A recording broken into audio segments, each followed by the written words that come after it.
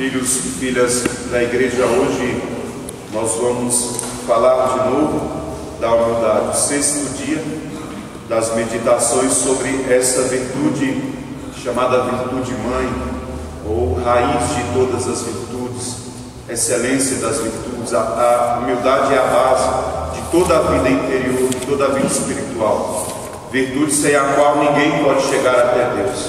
É a virtude que nosso Senhor, por excelência, nos ensinou. Por isso, hoje, como sei que muitos não participaram da missa durante a semana, eu quero fazer como uma recapitulação daquilo que nós ouvimos durante toda essa semana. E eu vou meditar isso em 3 pontos. Primeiro, sobre a natureza da humildade, onde ela nasceu, como Deus nos deu. Depois, sobre as vantagens que nós temos com a humildade, ou seja, aquilo que nós podemos escolher de bom, e as práticas de humildade que nós devemos fazer para nos tornar um bom cristão. E por fim, vamos rezar juntos a ladainha da humildade, pedindo a nosso Senhor que tudo aquilo que nós ouvimos durante essa semana gere fruto no nosso coração. E eu posso dar testemunho que, de qualquer modo, já gerou ontem nas confissões. Natureza da humildade. Nós dissemos durante essa semana que toda a vida de nosso Senhor foi para nós um ensinamento. A vida de Jesus foi para nós um ensinamento. E Santo Agostinho dizia que, mais do que tudo, antes de tudo, Jesus nos ensinou a humildade. Quando Ele mesmo diz: aprendei de mim, que sou manso e humilde de coração, para encontrarmos a paz nas suas almas. Portanto, Jesus tem uma coisa que Ele pede que seja imitado nele, que é a sua mansidão e a sua humildade. Portanto, quem revela para nós a virtude da humildade é nosso Senhor. Ele é a origem dessa virtude. E a humildade cristã, diferente da humildade do mundo, ela é uma virtude pela qual o homem conhece a Deus e conhece ao mesmo tempo a sua própria fraqueza. Nós conhecemos a grandeza de Deus, conhecemos a nossa própria fraqueza para nos desprezar, diz o Santo, e aceitar sem irritação, mesmo até com certa felicidade, quando alguém nos despreza, como nosso Senhor.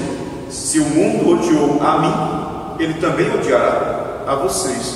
Mas não tenham medo, eu venci o mundo, é o que nosso Senhor diz. Portanto, os santos, eles não só aceitavam ser desprezados, mas muitas vezes até queriam, para imitar nosso Senhor.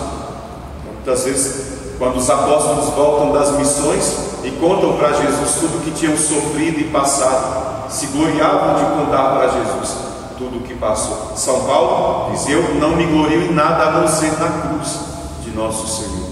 Não me glorio das minhas coisas, mas me glorio da cruz de Jesus. Depois dissemos também, a humildade ela contém 2 elementos essenciais. O primeiro é o conhecimento da nossa própria indignidade, nossa própria fraqueza, limitação. E depois a aceitação amorosa desta fraqueza, dessa pequenez. Que conhecer os próprios defeitos e sentir raiva por causa disso é orgulho, não é virtude. Quando alguém, conhecendo as suas próprias misérias, sente raiva de si mesmo ou ódio por si mesmo, isso não é humildade, isso é orgulho. Nós temos que sentir ódio do pecado, sentir ódio até do demônio, mas de nós mesmos jamais, porque é uma condição, é o primeiro mandamento: amar a Deus sobre todas as coisas e o próximo como a si mesmo. Se você tem ódio contra você mesmo, você está desobedecendo o primeiro mandamento da lei de Deus. Devemos nos amar, e quando eu digo nos amar é tudo, até os nossos defeitos, não porque nós queremos tê-los, mas porque eles fazem parte da nossa vida, e se nós não resolvermos isso, o demônio vai ter poder sobre nós. Portanto, é melhor que nós nos amemos do que deixar falhas para o demônio acusar e dizer: quem é você para isso, quem é você para aquilo, e apontar o dedo e nos acusar. Você responde para ele: eu sou essa miséria toda, mas sou filho de Deus. Portanto, é necessário primeiro o conhecimento dessa indignidade, depois amar quem nós somos.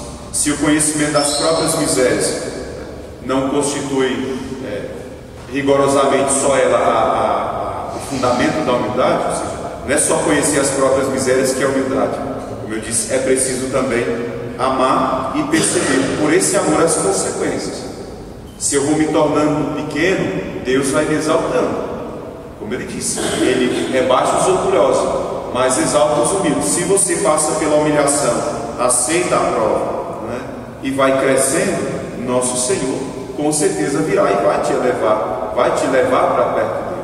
O que não dá é só para conhecer as misérias e ficar se lamentando com a cabeça baixa, porque eu sou pecador, porque eu sou pecador. Que o demônio se utilizaria disso para poder também pesar sobre nós e nos acusar. São Paulo diz na carta aos Gálatas: quem imagina ser uma coisa muito grande se ilude a si mesmo, para dizer que nós somos, na verdade, muito pequenos. Quem compreende bem esse nada da criatura, essa pequenez da criatura, está mais inclinado a adquirir a humildade. Quem tem mais facilidade para reconhecer quem você é diante de Deus, tem mais chances de adquirir a humildade.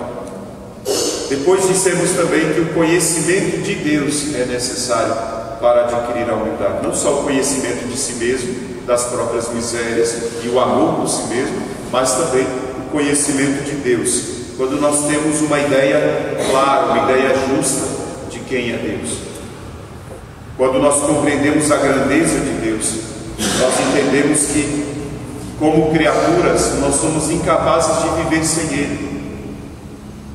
E diz nosso Senhor no Evangelho: sem mim nada podeis fazer. Porque se Deus tirasse, nós dissemos ontem, a mão poderosa dele que nos guia, nós poderíamos ser pior até do que o demônio. Se Deus tirasse a mão dele de nós e tirasse a bondade dele do nosso coração, nós seríamos piores do que Hitler. Nós mataríamos os nossos filhos, nossos maridos, nossas filhas. Basta ver o quanto mal o mundo tem praticado. E muitas vezes nós nos escandalizamos, frente como as pessoas podem ser tão más assim, podem, e pode ser ainda pior. Se não tiver Deus sustentando ali, aquela pessoa pode ser a pior pessoa do mundo. Portanto, nessa hora, como Santo Agostinho fez uma oração um dia a Deus e dizia assim: fazei que eu vos conheça e me conheça. Fazei que eu vos conheça para que eu vos ame. Fazei que eu me conheça para me desprezar. Porque se eu me amar demais, eu vou me orgulhar e eu posso me tornar pior do que o próprio demônio. Nós temos que sempre cuidar do nosso coração. São Paulo, ele diz, né, o que nós temos que não tenha sido recebido de Deus? Nós não temos nada que Deus não tenha nos dado. E tudo nós recebemos dele. E te engrandecer, se engrandecer, seria um pecado. Isso ele diz lá no 1 Coríntios 4:7. Até as boas obras que nós fazemos vêm das mãos de Deus.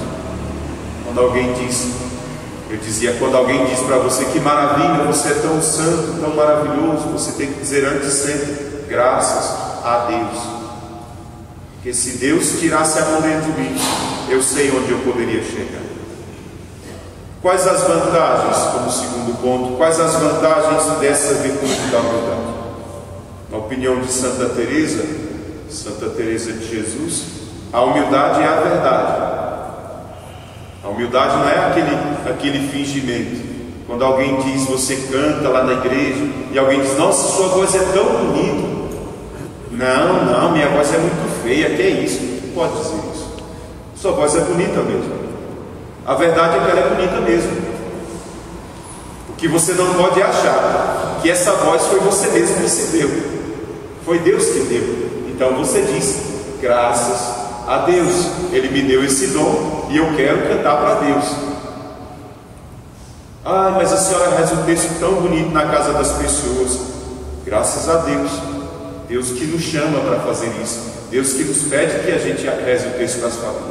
Mas se eu coloco Deus sempre no início de tudo, talvez fique mais fácil eu não me apegar. Agora, quando alguém bate palmas, eu sinto aquele calor no peito, fico muito feliz porque eu sou o melhor marido do mundo. Amanhã eu posso trair a minha esposa.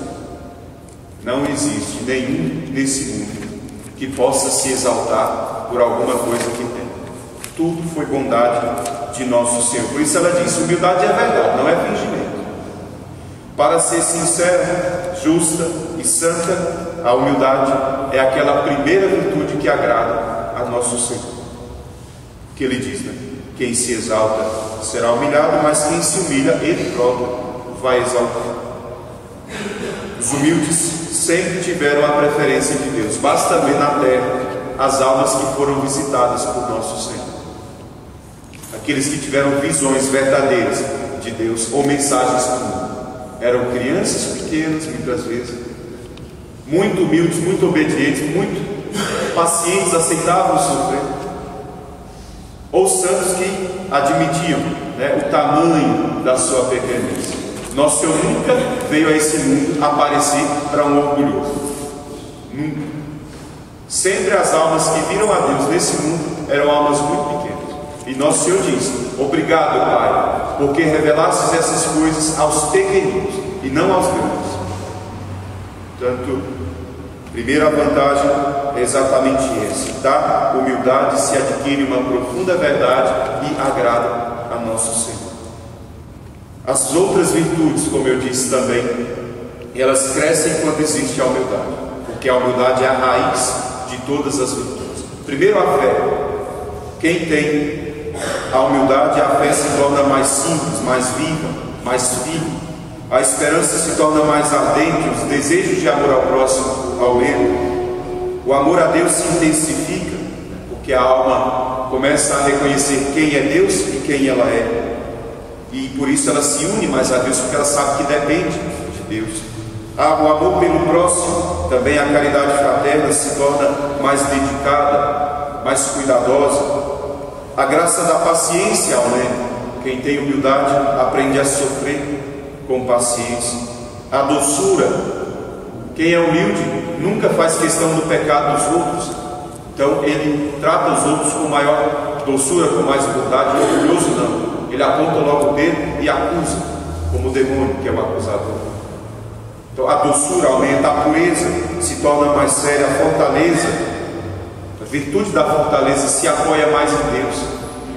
Também a mortificação, porque nós sabemos, vamos descobrindo as nossas intenções, portanto precisamos fazer um pouco mais de renúncia àquele amor próprio que eu dizia durante a semana.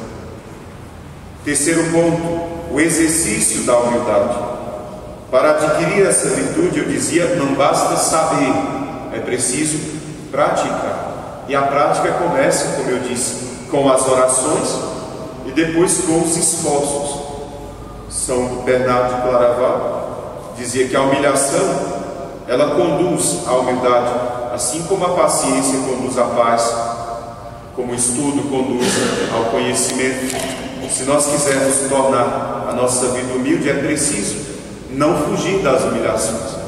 Se um dia Deus mesmo, que Deus permite tantas vezes, às vezes você não fez nada contra ninguém, e aí vem uma chuva de tentações, de provações sobre você. Você diz: mas eu não falei nada, lá em casa hoje parece que tem um demônio dentro de casa, todo mundo está me acusando de tudo. Tenha paciência, pode ser Deus te permitir, porque amanhã você acorda e está tudo bem. Falei: mas ontem foi um inferno lá dentro de casa, tinha alguma coisa que estava acontecendo. Às vezes foi Deus permitindo que você fosse humilhado e julgado, para que você adquirisse mais força.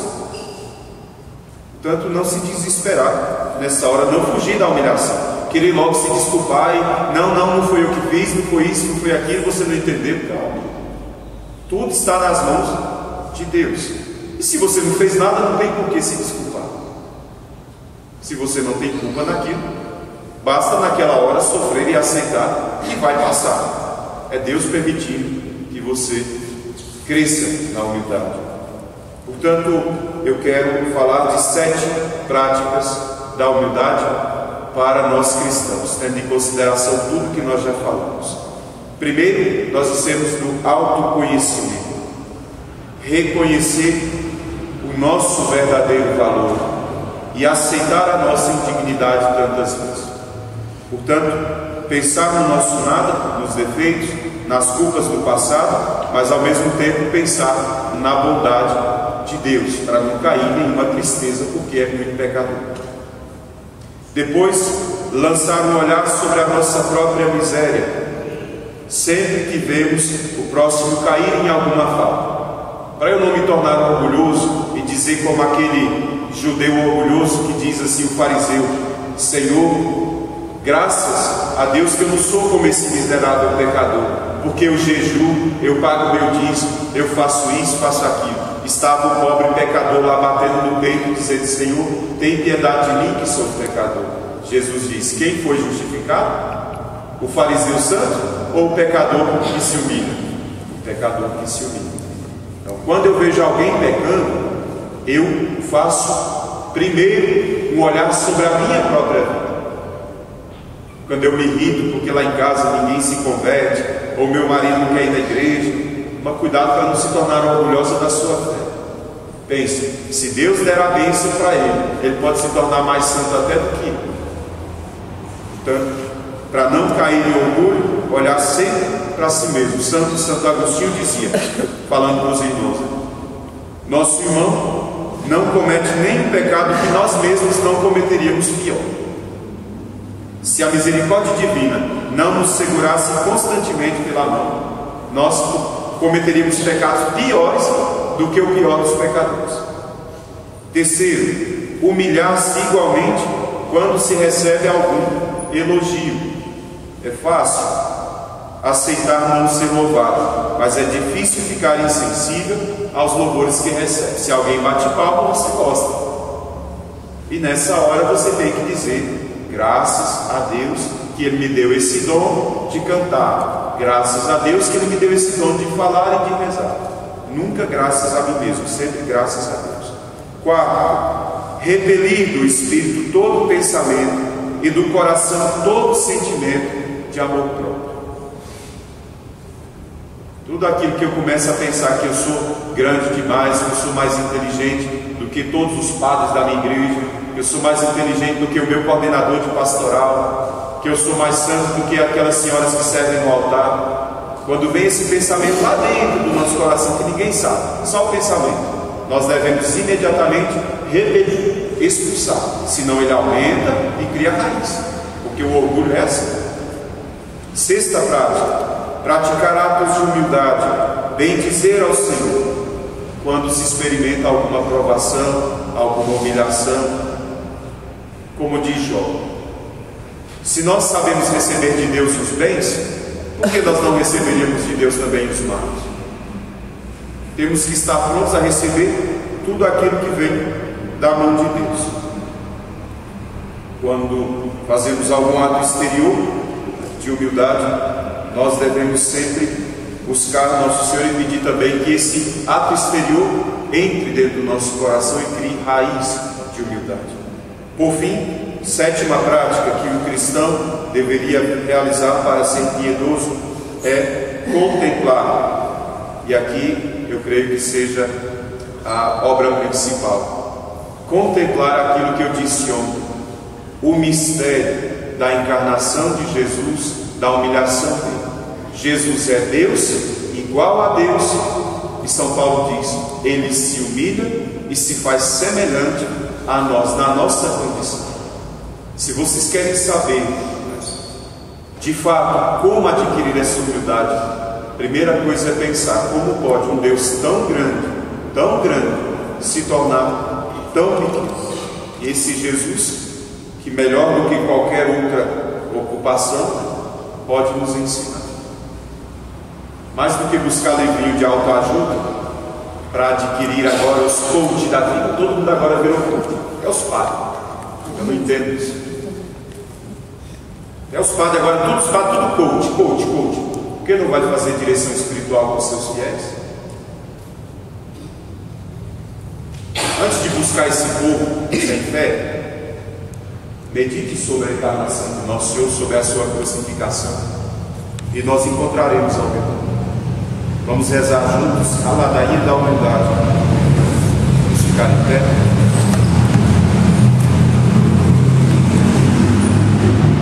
Essa ladainha foi escrita por um cardeal da igreja e é exatamente pedindo a graça de aceitar, crescer na humildade.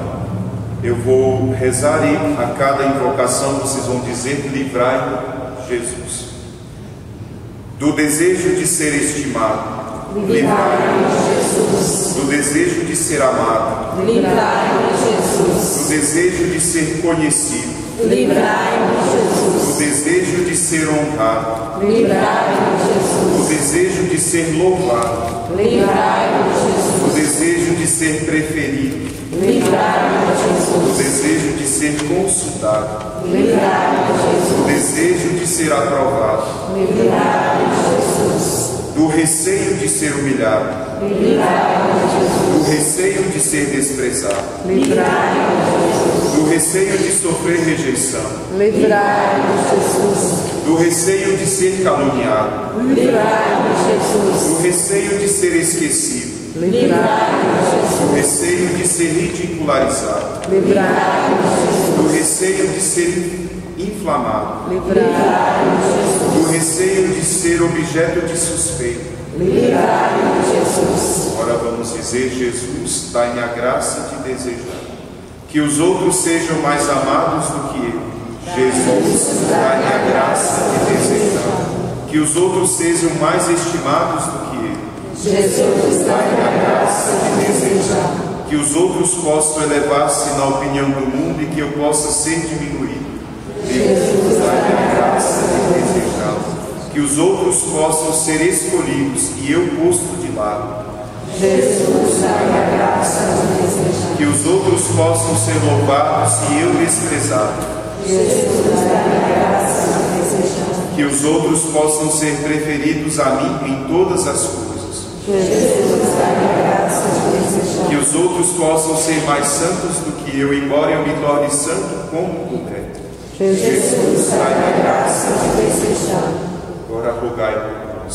Ó Maria, Mãe dos humildes, rogai por nós. São José, protetor das almas humildes, rogai por nós. São Miguel, que fosses o primeiro a lutar contra o orgulho e o primeiro a vencer, rogai por nós. Ó justos todos, santificados a partir do espírito de humildade, rogai por nós. Jesus, manso e humilde de coração, fazei do nosso coração semelhante ao vosso. Oremos.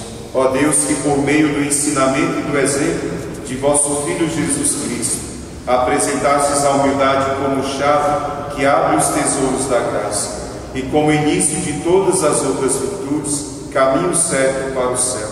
Concedei-nos pela intercessão da bem-aventurada Virgem Maria, a mais humilde e mais santa de todas as criaturas, a aceitar agradecendo todas as humilhações que a vossa divina providência nos ofereceu.